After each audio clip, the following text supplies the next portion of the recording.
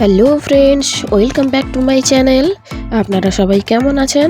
আশা করছি ভালো আছেন। আজকে আমি একটা খুবই টেস্টি মজাদার স্ন্যাক্সের রেসিপি নিয়ে হাজির হয়েছি, যার নাম হলো চিকেন ড্রামস্টিক অথবা চিকেন ললিপপ, যেটাই বলতে পারেন। তো চলুন দেখে নেওয়া যাক চিকেন ড্রামস্টিকের রেসিপিটি।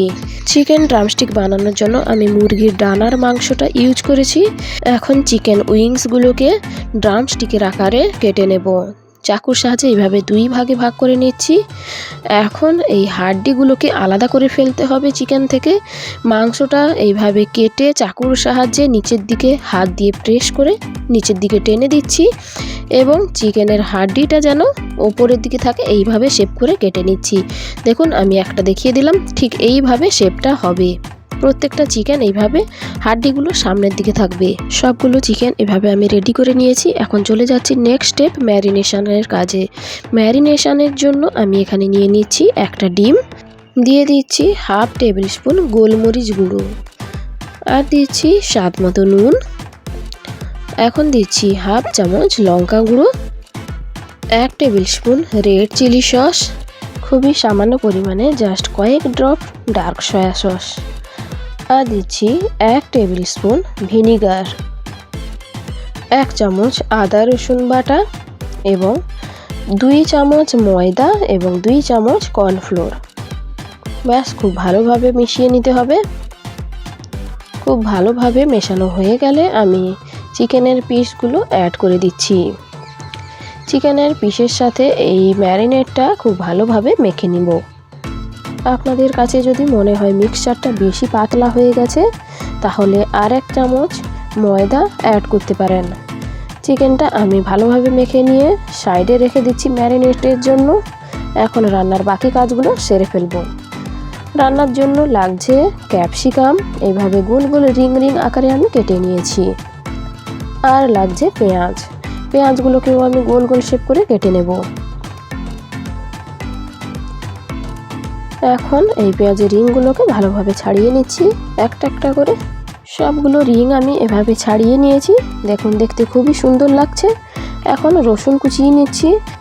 এখানে রসুন বাটার বদলে রসুন কুচিটা ব্যবহার করলেই খেতে বেশি ভালো লাগে, তাই অবশ্যই রসুন কুচি ব্যবহার করবেন। কাঁচা লঙ্কা একটু কুচিয়ে নিলাম। আর লাগছে স্প্রিং অনিয়ন, এটা আমি রান্নার শেষে ব্যবহার করব। রান্নার মধ্যে আমি একটা সসের মিশ্রণ ব্যবহার করব, সেটা রেডি করে নিচ্ছি আগে থেকে। একটা বাটিতে নিয়ে নিচ্ছি 2 টেবিল স্পুন ভিনিগার এবং 2 tablespoon red chilli sauce, 2 tablespoon green chilli sauce, দিচ্ছি 1 tablespoon dark soya sauce, আর লাগছে টমেটো কেচাপ। টমেটো সসটা একটু বেশি পরিমাণেই আমি দিচ্ছি, 4 টেবিল স্পুন টমেটো কেচাপ দিলাম। একবার ভালোভাবে মিশিয়ে সাইডে রেখে দিচ্ছি। এখন চলে যাচ্ছি নেক্সট প্রসেসে। এখন চিকেনগুলোকে ফ্রাই করার জন্য আমি গ্যাসে কড়াই বসিয়ে নেব। কড়াইটা খুব ভালোভাবে গরম হলেই তেল দিয়ে দিব বেশ অনেকটা পরিমাণ। তেলটা গরম হলে আমি চিকেনের পিসগুলো অ্যাড করে দিচ্ছি। তেল কিন্তু খুব ভালোভাবে গরম হওয়া চাই। দেখুন, আমি এইভাবে সবগুলো চিকেন একসাথে অ্যাড করে দিলাম। বেশ অনেকটা পরিমাণ তেল আছে, তাই সবগুলো একসাথে দিয়ে দিলাম। এখন এইভাবে নেড়ে চেড়ে লো টু মিডিয়াম ফ্লেমে ফ্রাই করে নিতে হবে। চিকেনগুলো ফ্রাই করতে আমার প্রায় 10 থেকে 12 মিনিট মতো টাইম লেগেছে। দেখুন, 10 মিনিট পরে চিকেনগুলোর কালার কত সুন্দর এসে গেছে। এখন চিকেনগুলোকে তুলে নেব। চিকেনটা ভেতর থেকেও খুব ভালোভাবে বয়েল হয়ে গেছে। এখন চিকেনগুলোকে এভাবে একটা টিস্যু পেপারের উপরে রেখে দিচ্ছি, যাতে চিকেন থেকে তেলগুলো খুব ভালোভাবে শুষে যায়। সবগুলো চিকেন তুলে নেওয়ার পর হালকা ঠান্ডা হতে দেব। প্রায় 5 মিনিট পরে চিকেনের বাকি মশলাটার উপরে আমি চিকেনগুলোকে আরও একবার ম্যারিনেট করে নেব। এইভাবে ডবল কোট করে চিকেনগুলোকে আরও একবার ফ্রাই করে নেব। সবগুলো চিকেন এইভাবে মশলার সাথে মিশিয়ে নিচ্ছি। সেকেন্ড টাইম ফ্রাই করতে বেশি টাইম লাগে না। মিডিয়াম ফ্লেমে এপিড ওপিড করে লাল লাল করে ভেজে তুলে নিব। জাস্ট 2 থেকে 3 মিনিট টাইম লাগবে। সবগুলো চিকেন ভেজে নিচ্ছি। দেখুন, সুন্দর একটা কালার এসে গেছে। চিকেনগুলো আমাদের একেবারে রেডি। এখন এগুলোকে তুলে নিচ্ছি। আমাদের রান্নার প্রায় 90% কাজ কমপ্লিট হয়ে গেছে, বাকি আর 10%। এবার চলে যাব নেক্সট প্রসেসে কড়াই থেকে তেলের পরিমাণটা কমিয়ে ফেলছি। খুবই অল্প পরিমাণে তেল রাখবো কড়াইতে। এর মধ্যে দিয়ে দিচ্ছি রসুন কুচি এবং কাশ্মীরি রেড চিলি পাউডার। এটা খুব ভালো কালার আনার জন্য দিলাম। গ্যাসের ফ্লেমটা কিন্তু প্রথম থেকেই লোতে থাকবে, নয়তো রসুন লঙ্কা সবই পুড়ে যাবে। এখন দিয়ে দিলাম পেঁয়াজের রিংগুলো। পেঁয়াজের রিংগুলোর সাথে মশলার সাথে খুব ভালোভাবে মিশিয়ে নিচ্ছি। এবার ফ্লেমটাকে মিডিয়াম ফ্লেম করব। এখন ক্যাপসিকাম কুচিগুলোও অ্যাড করে দিলাম।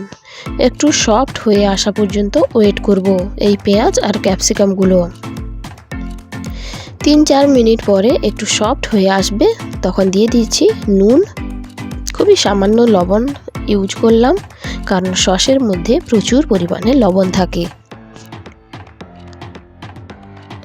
এখন সসের মিশ্রণটা পুরোটাই একসাথে দিয়ে দিচ্ছি। ফ্লেমটা আমাদের লোতে থাকবে, নয়তো সসের মিশ্রণটা পুড়ে যাওয়ার চান্স থাকে। লো ফ্লেমে আমি আরও 5 মিনিট এভাবে রান্না করে নেব। দেখুন পেঁয়াজ এবং ক্যাপসিকামগুলো সফট হয়ে গেছে এবং সসের সাথে খুব ভালোভাবে মিশে গেছে। এই পর্যায়ে আমি চিকেনের পিসগুলো অ্যাড করে দিচ্ছি। চিকেনের পিসগুলোর সাথে খুব ভালোভাবে নেড়ে চেড়ে মিশিয়ে নেব সসের মিশ্রণটা।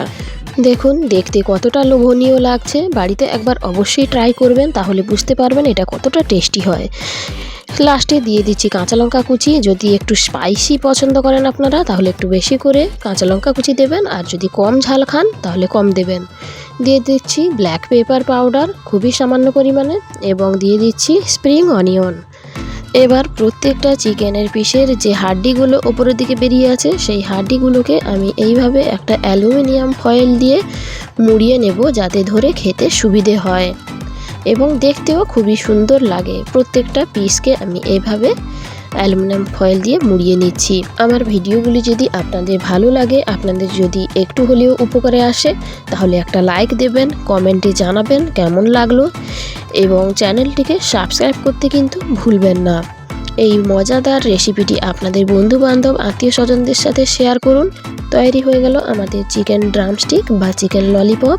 খুবই টেস্টি মজাদার একটা রেসিপি, বাড়িতে অবশ্যই ট্রাই করবেন। তাহলে আজকের মতো এই পর্যন্তই বিদায় নিচ্ছি। দেখা হচ্ছে আগামী পর্বে নতুন কোনো রেসিপির সাথে।